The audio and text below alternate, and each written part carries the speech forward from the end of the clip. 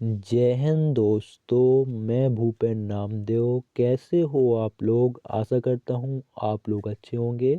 जैसा कि आप स्क्रीन पर देख रहे हो, यह पेपर एसएससी जीडी का प्रीवियस ईयर का पेपर है। यानी जो आपकी पिछली भर्तियाँ एसएससी जीडी की निकली हुई थी, उसका यह पूरा आंसर की है। तो आज हम हिंदी के सेक्शन को या हिंदी के पार्ट को सॉल्व करने वाले हैं। ये आप साफ साफ देख सकते हो, सेक्शन पार्ट डी हिंदी। तो चलिए दोस्तों, वीडियो स्टार्ट करते हैं बिना किसी देरी के। अगर आप नए हों तो चैनल को जरूर सब्सक्राइब कर लें, क्योंकि एसएससी जीडी के जितने भी प्रीवियस ईयर के पेपर हैं, 2018 के, 2020 के, 2022 के, तीनों सालों के प्रीवियस ईयर के पेपर आप मेरे चैनल पर देख सकते हैं। जी के, रीजनिंग, मैथ और हिंदी के। ठीक है, तो आपका ये रहा हिंदी का पहला प्रश्न। तो पहला प्रश्न है, इनमें से कौन सा शब्द चंदन का पर्यायवाची नहीं है? तो कौन सा नहीं है? मलयज, ये भी आपका चंदन का होता है पर्यायवाची। गंधराज भी होता है, और दारूसार, ये तीनों आपके चंदन के पर्यायवाची हैं। लेकिन जो आपका नौध है, ये आपका चंदन का पर्यायवाची नहीं है। नौध का अर्थ होता है नया पौधा। क्या होता है? नया पौधा। तो ये सबसे अलग है, और आपका ये चंदन का पर्यायवाची नहीं है। तो ऑप्शन 2 ही बिल्कुल आपका सही हो जाएगा। अगला देखो, अगला प्रश्न है आपका, निम्नलिखित वाक्यांश के लिए एक सार्थक शब्द चुनिए। तो दोस्तों, वाक्य है अनुचित बात के लिए हट। तो इसका मतलब क्या होता है? तो इसका मतलब होता है दुराग्रह। क्या होता है? दुराग्रह। अनुचित बात के लिए हट दुराग्रह कहलाता है। तो ऑप्शन 4 आपका बिल्कुल सही होगा। ठीक है, अगला प्रश्न देखिए। अगला प्रश्न है यहाँ से, दिए गए मुहावरे में रेखांकित अंश के स्थान पर सबसे उपयुक्त विकल्प कौन सा होगा? तो आपका रेखांकित स्थान कौन सा है? ये रहा आपका मिठाइयाँ। तो वाक्य है चेहरे पर मिठाइयाँ उड़ना।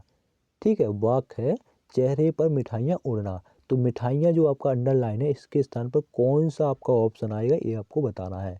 तो ऑप्शन 2 अगर आप देखोगे, चेहरे पर हवाइयाँ उड़ना, तो ऑप्शन 2 ही आपका बिल्कुल सही होगा। और देखो, उसने पहले ऑप्शन में कह रहा दवाइयाँ उड़ना, तो दवाइयाँ तो आपका किसी भी हिसाब से मैच नहीं कर रहा। अगर आप एक्सप्लेन करना चाहो तो दवाइयाँ तो कहीं से मैच नहीं कर रहा, तो ये तो गलत हो जाएगा। कलाइयाँ उड़ना, तो कलाइयाँ उड़ना ये भी मैच नहीं कर रहा। रुलाइयाँ उड़ना, तो इसमें आपका ऑप्शन 2 ही बिल्कुल सही होगा। ठीक है, क्योंकि आपका उसने खुद ऐसे ऑप्शन दिए गए हैं कि आप खुद ऑप्शन 2 पर ही लगाओगे। ठीक है, और चेहरे पर हवाइयाँ उड़ना मुहावरे का क्या अर्थ होता है?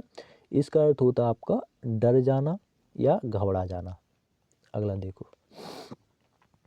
यहाँ से देखो, अगला प्रश्न है, निम्न में से किस वाक्य में कर के सही अनेकार्थी शब्द का प्रयोग हुआ है? तो सबसे पहले आपको कर का मतलब पता होना चाहिए, मतलब कर का अर्थ पता होना चाहिए। तो कर का जो अर्थ होता है वो होता है आपका हाथ। ठीक है, हाथ होता है। कर हाथ का ही अनेकार्थी शब्द है। ठीक है, तो आपका विकास अत्यंत उत्साही था, तो कहीं यहाँ प्रयोग नहीं हुआ है, ना ऑप्शन 2 में प्रयोग हुआ है। लेकिन ऑप्शन 3 में देखो, राजू ने अपने हाथ खड़े कर दिए। खड़े कर दिए? हाथ खड़े कर दिए। तो कर का जो आपका अनेकार्थी शब्द होता है वो होता है हाथ। तो ऑप्शन 3 ही बिल्कुल सही होगा। ठीक है, अगला प्रश्न देखिए।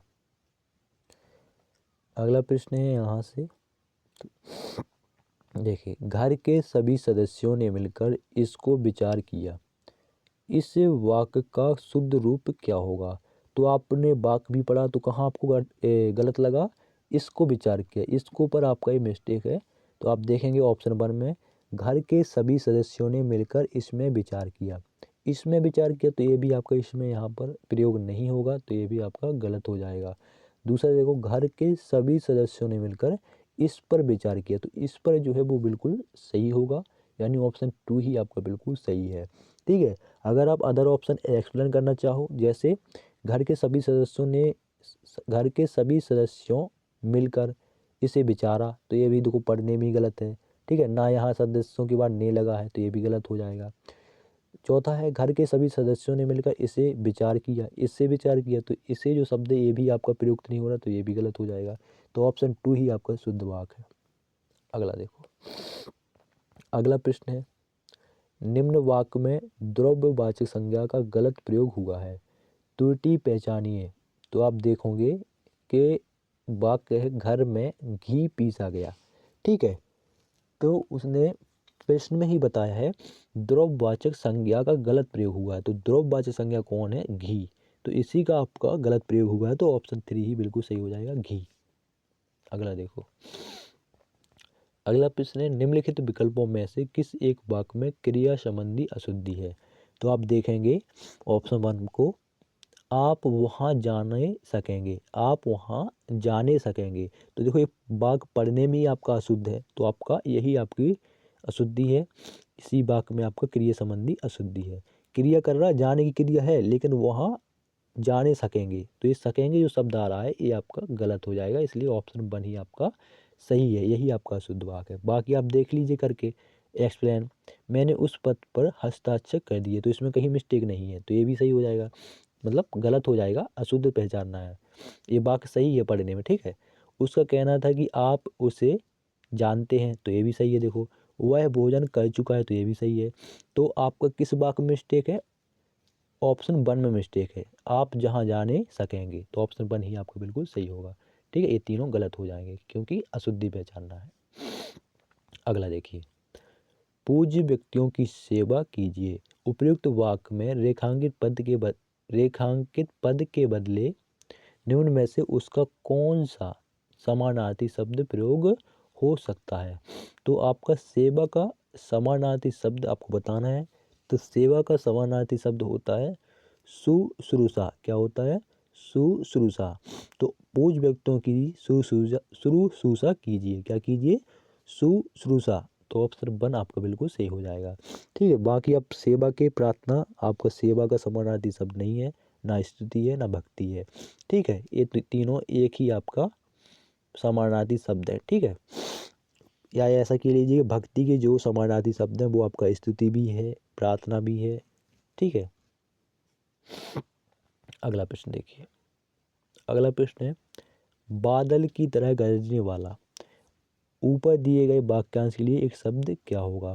तो दोस्तों बादल की तरह गरजने वाला मेघनाद कहलाता है, ऑप्शन 4 बिल्कुल सही है। अगला प्रश्न, निम्नलिखित में से शुद्ध वाक्य कौन सा है? तो पढ़ेंगे ऑप्शन 4 देखिए, विंध्याचल पर्वत भारत के मध्य भाग में स्थित है। तो यही आपका ऑप्शन 4 शुद्ध वाक्य है। ऑप्शन भी एक्सप्लेन कर लेते हैं। वह सोमवार के दिन आएगा, वह सोमवार के दिन आएगा, तो ये आपका कहीं मैच नहीं कर रहा है, ठीक है। वह सोमवार के दिन आएगा। दूसरा देखो, ग्रीष्म काल में दिन छोटे होते हैं, यहाँ शुद्ध भैंस का दूध मिलता है। तो ऑप्शन 4 आपको सही हो जाएगा, विंध्याचल पर्वत भारत के मध्य भाग में स्थित है, ठीक है। अगला देखो, ओ यार मुझे ये समझ में नहीं, यहाँ कहीं मिस्टेक आपको लग नहीं रही। वह सोमवार के दिन आएगा, ग्रीष्म काल में दिन छोटा होता है, ग्रीष्म काल में दिन छोटे होते हैं, ठीक है ना। यहाँ ऐसा कुछ होगा, छोटे होते हैं, तो इसलिए ये भी गलत है। यहाँ शुद्ध भैंस का दूध मिलता है, यहाँ भैंस का शुद्ध दूध मिलता है, ऐसा कुछ वाक्य होगा, तो इसलिए ये भी गलत है। यहाँ शुद्ध भैंस का, शुद्ध भैंस थोड़ी होती, शुद्ध दूध होता है, इसलिए ये भी गलत हो जाएगा। और ऑप्शन 3 में वह सोमवार के दिन आएगा, सोमवार के दिन आएगा, इसमें क्या मिस्टेक है?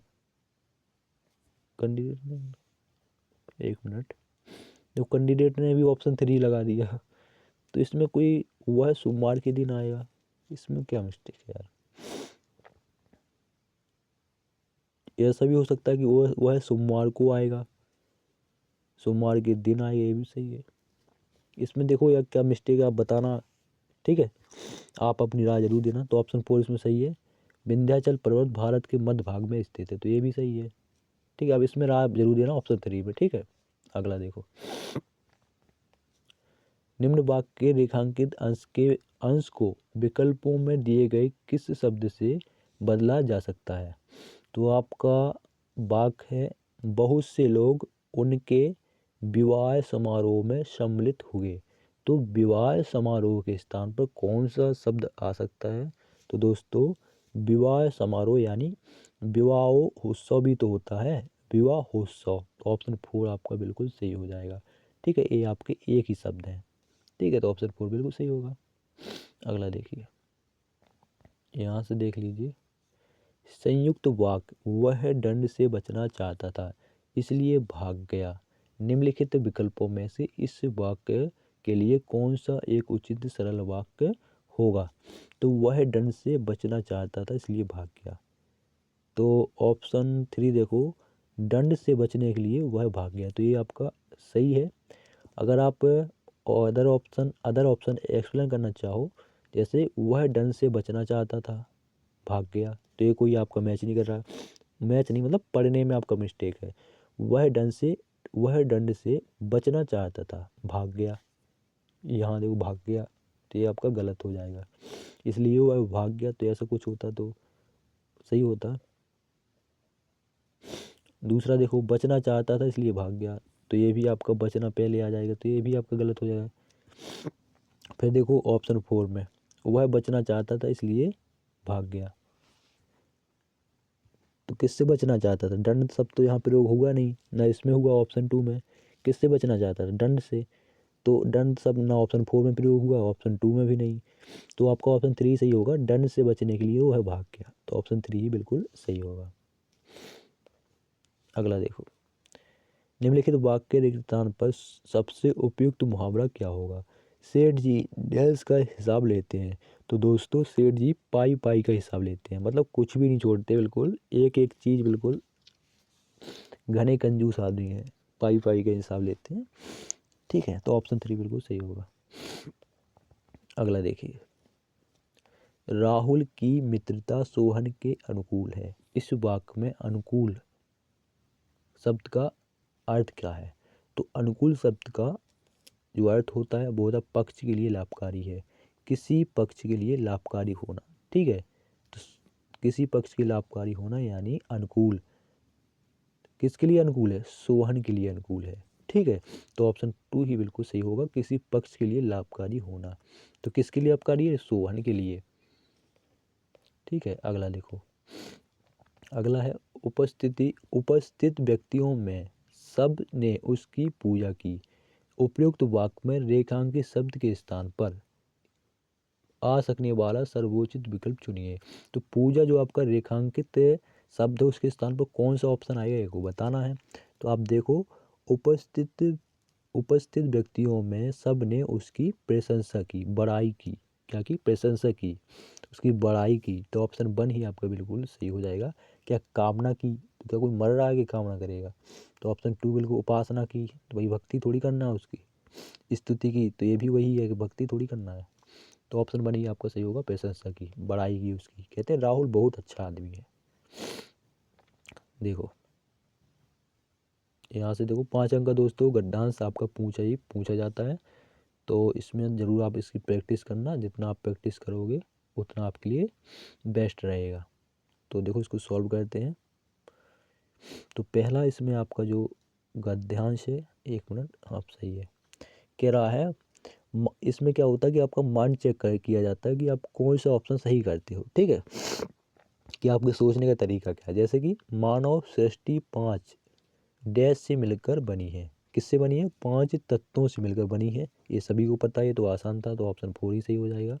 कहीं कहीं ऐसे शब्द दे देता है कि आपको उसका मतलब भी पता नहीं होगा, और कहीं कहीं में इतने आसान दे देगा कि आप खुद उस ऑप्शन में लगाओगे, बाकी ऑप्शन में नहीं लगाओगे, खुद सही ऑप्शन में लगाओगे। ठीक है, आगे देखो, उनमें जल का डैश किसी से कम नहीं, उनमें जल का महत्व किसी से कम नहीं। ठीक है, तो ऑप्शन 3 बिल्कुल आपका सही हो जाएगा। ठीक है, जैसे अगर आप ऑप्शन भी एक्सप्लेन करना चाहो, जैसे उनमें जल का कारण किसी से कम नहीं, तो कारण तो होगा नहीं। पानी किसी से कम नहीं, तो वो तो एक ही है, तो ये भी होगा नहीं। बचाव किसी, तो बचाव शब्द इसमें क्यों प्रयोग होगा? तो ऑप्शन 4, ऑप्शन 3 बिल्कुल सही है। अगला देखिए, अगला है सूर्य का ताप इस जल को डैश के रूप में परिवर्तित करता है। किसके रूप में? वाष्प के रूप में। देखे होंगे वाष्प के रूप में उड़ जाता है। ठीक है, क्या वर्षा के रूप में, क्या बर्फ के रूप में, क्या कण के रूप में? पत्थर के रूप में, कण माना होता है पत्थर, पत्थर के रूप में करता है, नहीं करता है। किसके रूप में? बाष्पोत्सर्जन, बाष्प के रूप में। ऑप्शन 4। अगला देखिए, अगला प्रश्न है आपका, यहाँ से पढ़ लीजिए। पर्वतीय क्षेत्रों में बर्फ पिघलकर नदियों के रूप में समुद्र तक की डैश कहती है, की यात्रा करती है। क्या कहती है? की यात्रा करती है। तो ऑप्शन 3 बिल्कुल सही होगा, क्योंकि बर्फ पिघलकर नदियों तो कहीं जा रही है। बर्फ कहाँ होती है? तो वो कह रहा पर्वतीय क्षेत्रों। तो बर्फ जो है आपकी पर्वत क्षेत्रों में है, ठीक है, वो पिघल कर कहाँ जा रही है? नदियों के रूप में समुद्र में जा रही है। तो क्या कर रही है? यात्रा कर रही है। तो ऑप्शन 3 बिल्कुल सही होगा। क्या चर्चा कर रही? नहीं। स्थान कर रही? नहीं। क्षेत्र कर रही? नहीं। क्या कर रही? यात्रा कर रही है, एक ओर से दूसरी ओर जा रही है, तो उसको यात्रा ही तो कहते हैं अपन। फिर देखो यहाँ से, इस प्रकार समुद्र का जल फिर समुद्र में जाकर डैश जाता है, क्या हो जाए? मिल जाता है। समुद्र का पानी भाप बढ़ के ऊपर गया, फिर वो बर्फ जम के नीचे आया, फिर बर्फ से बहकर बर्फ पहाड़ों पर जम गया बर्फ पर, और बर्फ से फिर का नाम वो पानी बना और नदियों में बहकर आ गया समुद्र ही में, ठीक है, समुद्र में आके मिल गया। तो ऑप्शन 4 बिल्कुल सही होगा। तो दोस्तों ये थे आपके एसएससी जीडी पूछ कर रीजनिंग के प्रश्न। वीडियो कैसा लगा कमेंट बॉक्स में जरूर बताना। मिलते हैं किसी नेक्स्ट वीडियो में, जब तक के लिए जय हिंद जय भारत।